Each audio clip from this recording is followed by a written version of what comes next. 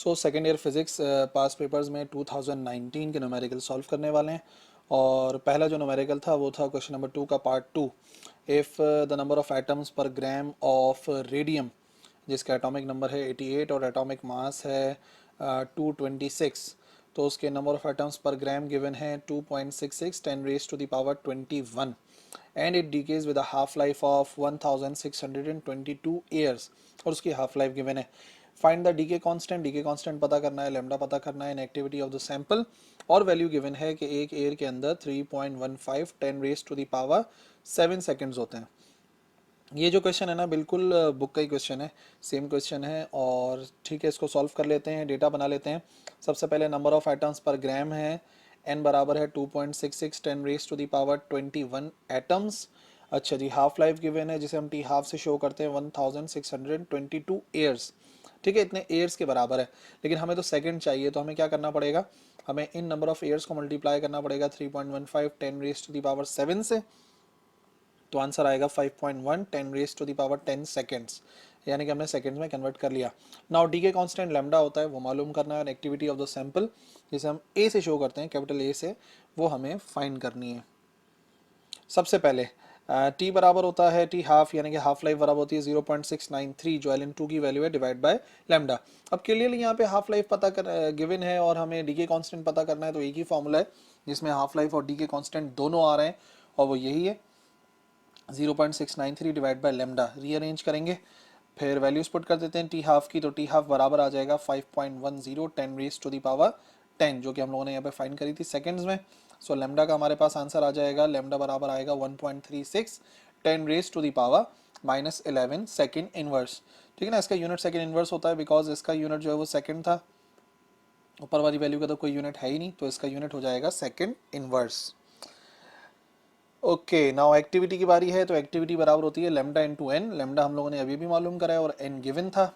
Multiply कराएंगे 1.36 10 raise to the power -11, जो कि हमारी वैल्यू थी लेमडा की, और N 2.66 10 raise to the power 21, तो हमारे पास आंसर आ जाएगा 3.6 10 raise to the power 10 atoms disintegrate per second.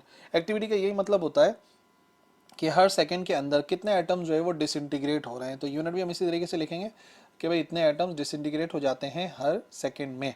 तो रिजल्ट मेंशन करेंगे, तो रिजल्ट भी ऐसी होगा कि पहले आप डी के कॉन्स्टेंट मेंशन कर दें 1.36 एक्सपोनेंट -11 सेकंड इनवर्स, और फिर एक्टिविटी ऑफ द सैंपल लिख दें 3.6 10 raise to the power 10 atoms disintegrate होते हैं पर second.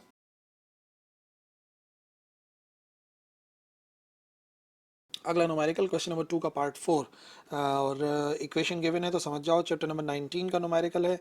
Find the Q value of the reaction. एक रिएक्शन गिवन है जिसमें प्लूटोनियम है, और प्लूटोनियम में से अल्फा पार्टिकल रिलीज हो रहा है, अल्फा यानी कि हीलियम 24। तो क्या बच रहा है, एटॉमिक नंबर में 2 की कमी आती है। ठीक है, तो वो हो जाता है कितना, हो जाता है यूरेनियम 92 और 235। ठीक है ना, और एटॉमिक मास के अंदर 4 का फ़र्क आता है 239, और ये हो जाएगा 235। लाजमी तौर पे प्लूटोनियम 94 है, तो हो सकता है 10 ईयर के अंदर कोई मिसप्रिंट हुआ। बहरहाल प्लूटोनियम जो है वो 94 समथिंग आएगा। अच्छा जी, तो हमें isotopic mass of plutonium given है। ठीक है, तो कितना हो गया 239.0522। Isotopic mass of uranium 235.0439। अच्छा जी, और ये हो गया कितना, isotopic mass of alpha particle 4.0026, और बाकी हमें वैल्यू गिवन है 1 यूनिट मास की, यूनिफाइड मास, जो कि होता है 931.5 मेगा इलेक्ट्रॉन वोल्ट।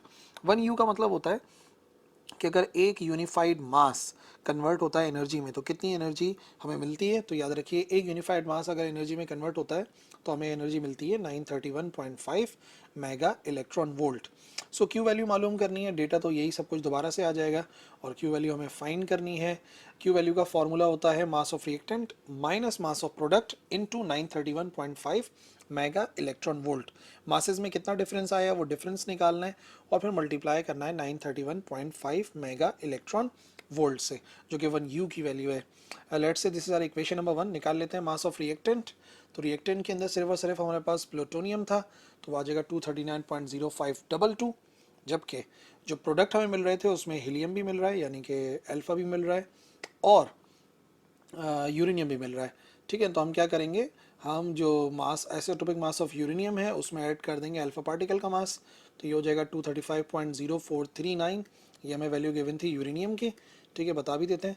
ये हमारे पास यूरेनियम की वैल्यू थी 235.0439, और इसमें हम क्या कर देंगे, इसमें हम ऐड कर देंगे वैल्यू ऑफ अल्फ़ा, तो ये आ जाएगा 239.0456 यूनिफाइड मास। और फिर वैल्यूज रख देते हैं इक्वेशन नंबर 1 में। क्यू वैल्यू आ जाएगा 239.0522 माइनस 239.0456, जो अभी भी हम लोगों ने मालूम करा है। दोनों का डिफरेंस 0.0066 इंटू 931.5 करेंगे तो आंसर आ जाएगा 6.14 मेगा इलेक्ट्रॉन वोल्ट। तो फाइनली रिजल्ट हो जाएगा कि जो क्यू वैल्यू है इस रिएक्शन की वो है 6.14 मेगा इलेक्ट्रॉन वोल्ट।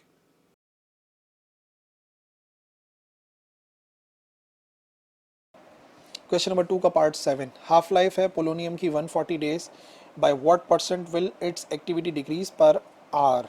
बुक में क्वेश्चन में पर वीक था, यहाँ पे पर आर है, बाकी और कोई चेंज नहीं है, सोल्यूशन वैसे ही रहेगा। हाफ लाइफ 140 डेज इनटू, अब उसको आवर्स में कन्वर्ट करना पड़ेगा, वीक्स में नहीं, ठीक है ना। तो 140 डेज और हर डे के अंदर होते हैं 24 आवर्स, तो हम क्या करेंगे 140 इंटू 24, वो आ जाएगा 3360 आवर्स। परसेंट एक्टिविटी डिक्रीज कितनी हुई है वो हमें मालूम करनी है, तो वही है फ्रैक्शनल के साथ सिर्फ और सिर्फ मल्टीप्लाई बाय 100 या परसेंट आ जाए तो वो परसेंट एक्टिविटी हो जाता है। Change divide by actual multiply by 100, ये हमें मालूम करना है। और टाइम पर आर है तो इसका मतलब हमें 1 आवर में मालूम करना है। ओके, तो हमें पता है ए बराबर होता है लेमडा एन के। Let's say this is our equation number 1। दोनों तरफ डेल्टा मल्टीप्लाई कराएंगे तो हो जाएगा delta A is equal to lambda delta N. Lambda तो कांस्टेंट है।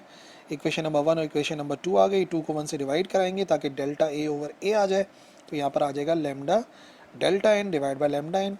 लेमडा से लेमडा कैंसिल, वैल्यू बन गई delta N over N. Let's say this is our equation number 3। अब ये जो डेल्टा एन ओवर एन है ना, इसको हम निकालेंगे लॉ ऑफ रेडिएटिव डीके से। लॉ ऑफ रेडिएटिव डीके के मुताबिक ये बराबर होता है लेमडा टी के, और लेमडा खुद बराबर होता है 0.693 डिवाइड बाय हाफ लाइफ, ठीक है ना। तो हम इसी वजह से 0.693 से डिवाइड करा देंगे हाफ लाइफ को। लेमडा का फॉर्मूला है ना, लेमडा की जगह पुट करा है हाफ लाइफ वाले फॉर्मूले से, और टी एज इट इज़ यहाँ पे लिखा हुआ है। ये वैल्यू उठा के रख देते हैं इक्वेशन नंबर 3 में, तो डेल्टा ए ओवर ए आ जाएगा 0.693 divide by T half into T, ठीक है। तो वैल्यूज पुट करेंगे, हाफ लाइफ हमें गिवन है 140 डेज, इसको आवर्स में कन्वर्ट कर चुके थे 3360, और टाइम 1 आवर था तो 1 आ गया।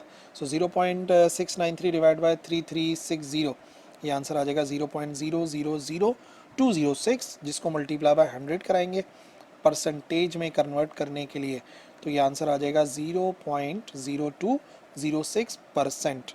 तो पर आवर में जाहिर सी बात है कमी एक्टिविटी डिक्रीज होगी और वो इतनी होगी। क्वेश्चन नंबर 2 का पार्ट 11, ड्यूट्रॉन है, उसका मास गिवन है 3.3431 एक्स पर -27 किलोग्राम। प्रोटॉन का मास गिवन है, और वो फॉर्म होता ही है, ड्यूट्रॉन बनता ही तब है जब एक प्रोटॉन और एक न्यूट्रॉन कंबाइन होता है, 1.6748 एक्स पर -27 किलोग्राम वाला। मास डिफेक्ट और बाइंडिंग एनर्जी दोनों मालूम करने हैं इन इलेक्ट्रॉन वोल्ट्स, क्योंकि क्वेश्चन किलोग्राम में है ना, तो आंसर हमारा डायरेक्टली मेगा इलेक्ट्रॉन वोल्ट में नहीं आएगा बल्कि जूल में आएगा, तो इस वजह से कन्वर्ट करना मतलब एक नया काम होगा हमारे लिए। मासेज आ गए न्यूट्रॉन का, प्रोटॉन का, न्यूट्रॉन का, और फिर मास डिफेक्ट पता करना है, बाइंडिंग एनर्जी पता करनी है। फॉर्मूला में पता है मास डिफेक्ट का, ठीक है, जो भी न्यूक्लियॉन्स का मास है उसमें से माइनस कर देंगे उसका पूरा न्यूक्लियर मास। अच्छा, दो चीज़ों से मिलकर बना है तो दोनों के मासेस को ऐड करेंगे और जो भी आंसर आएगा उसमें से मास ऑफ न्यूक्लियस यानी कि जो ड्यूट्रॉन का मास है उसे माइनस कर देंगे। So mass of proton plus mass of neutron, पहले प्लस करेंगे ये आंसर आ जाएगा, और फिर उसमें से माइनस करा देंगे मास ऑफ न्यूट्रॉन, आंसर आएगा 0.0041 एक्सपोनेंट -27 किलोग्राम। मास डिफेक्ट है, बहुत ही कम है, और वो भी किलोग्राम के अंदर। बाइंडिंग एनर्जी फाइंड करनी है, delta M C square, delta M की वैल्यू पुट करी और सी स्क्वायर यानी 3 एक्सपोनेंट 8 का स्क्वायर, वैल्यूज पुट करेंगे, कैलकुलेटर में आंसर आएगा 3.69 एक्सपोनेंट -13 जूल्स। वैसे तो बाइंडिंग एनर्जी है, बट क्योंकि क्वेश्चन के अंदर मेंशन था कि मेगा इलेक्ट्रॉन वोल्ट में करना है, सो हम इसको डिवाइड कराएंगे वैल्यू से। 1.6 एक्सपोनेंट -19 जो कि इलेक्ट्रॉन वोल्ट की वैल्यू है, तो आंसर आ जाएगा 2.306 एक्सपोनेंट 6 इलेक्ट्रॉन वोल्ट। अगर एक्सपोनेंट 6 में नहीं आ रहा तो कैलकुलेटर में ENG वाला जो बटन होता है उससे आप कन्वर्ट करो एक्सपोनेंट 6 में, ताकि फिर इजीली जहाँ पे एक्सपोनेंट 6 लिखा है वहाँ पे हम लिख सकें मेगा। बाकी इलेक्ट्रॉन वोल्ट तो अपनी जगह पर है, तो हो जाएगा 2.306 mega electron volt.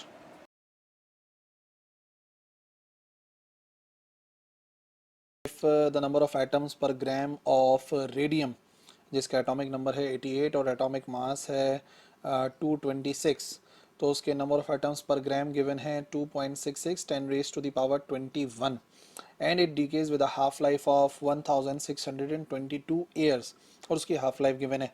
Find the decay constant पता करना है, लैम्डा पता करना है, एक्टिविटी ऑफ द सैंपल, और वैल्यू गिवन है कि एक एयर के अंदर 3.15 10 raise to the power 7 seconds होते हैं। ये जो क्वेश्चन है ना, बिल्कुल बुक का ही क्वेश्चन है, सेम क्वेश्चन है। और ठीक है, इसको सॉल्व कर लेते हैं, डेटा बना लेते हैं। सबसे पहले नंबर ऑफ एटम्स पर ग्राम है, n बराबर है 2.66 10 raise to the power 21 atoms. अच्छा जी, हाफ लाइफ गिवन है, जिसे हम टी हाफ से शो करते हैं 1622 ईयर्स। ठीक है, इतने ईयर्स के बराबर है, लेकिन हमें तो सेकंड चाहिए, तो हमें क्या करना पड़ेगा, हमें इन नंबर ऑफ ईयर्स को मल्टीप्लाई करना पड़ेगा 3.15 10 रेज टू द पावर 7 से, तो आंसर आएगा 5.1 10 raise to the power 10 seconds, यानी कि हमने सेकेंड्स में कन्वर्ट कर लिया। Now decay constant lambda होता है, वो मालूम करना है, और एक्टिविटी ऑफ द सैंपल जिसे हम ए से शो करते हैं, कैपिटल ए से, वो हमें फाइंड करनी है। सबसे पहले टी बराबर होता है टी हाफ, यानी कि हाफ लाइफ बराबर होती है 0.693 जो एल 2 की वैल्यू है, डिवाइड बाय लैम्डा। अब क्लियरली यहाँ पे हाफ लाइफ पता कर गिवन है और हमें डी के कॉन्स्टेंट पता करना है, तो एक ही फॉर्मूला है जिसमें हाफ लाइफ और डी के कॉन्स्टेंट दोनों आ रहे हैं, और वो यही है 0.693 डिवाइड बाय लेमडा। रीअरेंज करेंगे, फिर वैल्यूज पुट कर देते हैं टी हाफ की, तो टी हाफ बराबर आ जाएगा 5.10 10 रेज टू द पावर 10, जो कि हम लोगों ने यहाँ पे फाइंड करी थी सेकंड्स में। सो लेमडा का हमारे पास आंसर आ जाएगा, लेमडा बराबर आएगा 1.36 10 raise to the power -11 second inverse. ठीक है ना, इसका यूनिट सेकेंड इनवर्स होता है, बिकॉज इसका यूनिट जो है वो सेकेंड था, ऊपर वाली वैल्यू का तो कोई यूनिट है ही नहीं, तो इसका यूनिट हो जाएगा second inverse. Okay, now activity की बारी है, तो एक्टिविटी बराबर होती है लेमडा इंटू एन। लेमडा हम लोगों ने अभी भी मालूम करा है और एन गिवन था, मल्टीप्लाई कराएंगे 1.36 10 रेज टू द पावर -11, जो कि हमारी वैल्यू थी लेमडा की, और N 2.66 10 raise to the power 21, तो हमारे पास आंसर आ जाएगा 3.6 10 raise to the power 10 atoms disintegrate per second. Activity का यही मतलब होता है कि हर सेकंड के अंदर कितने एटम्स जो है वो डिसइंटीग्रेट हो रहे हैं, तो यूनिट भी हम इसी तरीके से लिखेंगे कि भाई इतने एटम्स डिसइंटीग्रेट हो जाते हैं हर सेकंड में। तो रिजल्ट मेंशन करेंगे, तो रिजल्ट भी ऐसे ही होगा कि पहले आप डी के कॉन्स्टेंट मेंशन कर दें 1.36 एक्सपेंड -11 सेकंड इनवर्स, और फिर एक्टिविटी ऑफ द सैंपल लिख दें 3.6 10 raise to the power 10 atoms disintegrate होते हैं पर सेकंड। क्वेश्चन नंबर 2 का पार्ट 14, हमें फाइंड करनी है binding energy and packing fraction mega electron volt के अंदर, और टेलोरियम की है जिसका एटॉमिक नंबर 52 है और एटॉमिक मास है 126। मास ऑफ प्रोटॉन गिवन है, मास ऑफ न्यूट्रॉन गिवन है, मास ऑफ टेलोरियम गिवन है, और 1 यू जो बराबर होता है 1 यूनिफाइड मास, अगर एनर्जी में कन्वर्ट होता है तो एनर्जी बनती है 931.5 मेगा इलेक्ट्रॉन वोल्ट। ठीक है, तो डेटा बना लेते हैं, mass of TE, mass of proton, mass of neutron, binding energy and packing fraction. Binding energy के लिए नंबर ऑफ प्रोटॉन और नंबर ऑफ न्यूट्रॉन्स पता होना बहुत ज़रूरी है। अब नंबर ऑफ प्रोटॉन तो आपको पता है 52 है, क्योंकि atomic number he number of proton होता है, बट अगर हमें नंबर ऑफ न्यूट्रॉन चाहिए होते हैं तो एटॉमिक मास में से एटॉमिक नंबर को माइनस करते हैं, तो 126 माइनस 52, ये आ जाएगा आंसर 74। तो याद रखिए, प्रोटॉन की तादाद 52 है और न्यूट्रॉन की तादाद 74 है, क्योंकि उसको हमें यूज़ करना है बाइंडिंग एनर्जी कैलकुलेशन में। मास of proton multiply by number of proton, तो टोटल मास ऑफ प्रोटॉन आ जाएगा, plus mass of neutron into number of neutrons, तो टोटल मास ऑफ न्यूट्रॉन्स आ जाएगा, और ये स्क्वायर ब्रैकेट के अंदर आ गया टोटल मास ऑफ न्यूक्लियॉन्स, यानी कि जो भी चीज़ न्यूक्लियस के अंदर है उसका टोटल मास कितना है, उसमें से मास माइनस करा देंगे टेलोरियम का, यानी कि टी का, जो कि गिवन है। वैल्यूज पुट करते हैं, ये आ गया मास of proton, number of proton 52 थे, ये आ गया मास of neutron, number of neutron निकाले थे 74, और बाकी टेलोरियम का मास 125.9033। अच्छा जी, 52 इंटू दिस, ये वैल्यू आ गई 1.0086 इंटू 74, 74.6364, फिर इन दोनों को ऐड किया तो 127.042, फिर उसमें से माइनस हो जाएगा 125.9033, तो आंसर आ जाएगा 1.1387 यूनिफाइड मास। ये आया है मास डिफेक्ट। अब निकालेंगे बाइंडिंग एनर्जी इंटू सी स्क्वायर, और जब यूनिफाइड मास में गिवन होता है, यूनिफाइड मास एनर्जी में कन्वर्ट होता है, तो एक यूनिफाइड मास से इतनी एनर्जी बनती है, तो इसी फैक्टर से मल्टीप्लाई कराते हैं हम 1060.7 मेगा इलेक्ट्रॉन वोल्ट, ये बाइंडिंग एनर्जी है। और जब हमें निकालना होता है पैकिंग फ्रैक्शन, तो पैकिंग फ्रैक्शन होता है बाइंडिंग एनर्जी पर न्यूक्लियॉन, तो जो भी बाइंडिंग एनर्जी आती है उसको नंबर ऑफ न्यूक्लियॉन यानी कि एटॉमिक मास से डिवाइड कराते हैं, तो वो हो जाएगा 1060.7 डिवाइड बाय 126, आंसर आ जाएगा 8.41 इलेक्ट्रॉन वोल्ट्स। सो दोनों चीज़ें आ गई, बाइंडिंग एनर्जी भी आ गई और पैकिंग फ्रैक्शन भी आ गई इन इलेक्ट्रॉन वोल्ट्स। ये भी मेगा इलेक्ट्रॉन वोल्ट है क्योंकि ऊपर वाला आंसर ही मेगा इलेक्ट्रॉन वोल्ट में था, तो ये वाला आंसर भी आएगा मेगा इलेक्ट्रॉन वोल्ट के अंदर।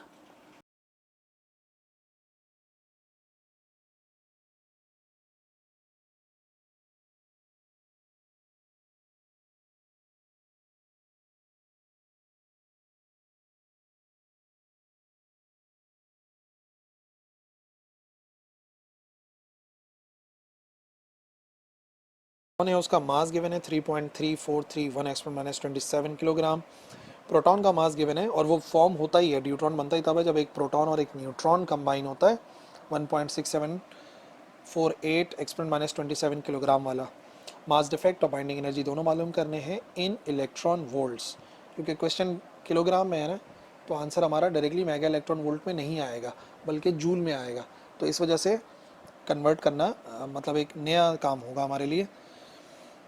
मासेज आ गए न्यूट्रॉन का, प्रोटॉन का, न्यूट्रॉन का, और फिर मास डिफेक्ट पता करना है, बाइंडिंग एनर्जी पता करनी है।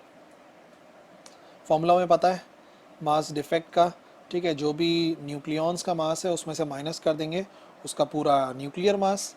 अच्छा, दो चीज़ों से मिलकर बना है तो दोनों के मासेस को ऐड करेंगे और जो भी आंसर आएगा उसमें से मास ऑफ न्यूक्लियस यानी कि जो ड्यूट्रॉन का मास है उसे माइनस कर देंगे। So mass of proton plus mass of neutron, पहले प्लस करेंगे ये आंसर आ जाएगा और फिर उसमें से माइनस करा देंगे मास ऑफ न्यूट्रॉन, आंसर आएगा 0.0041 exponent minus 27 kilogram. Mass defect है बहुत ही कम है और वो भी किलोग्राम के अंदर। बाइंडिंग एनर्जी फाइंड करनी है, delta M C square, delta M की वैल्यू पुट करी और सी स्क्वायर यानी 3 एक्सपोनेंट 8 का स्क्वायर, वैल्यूज पुट करेंगे कैलकुलेटर में, आंसर आएगा 3.69 एक्सपोनेंट माइनस 13 जूल्स।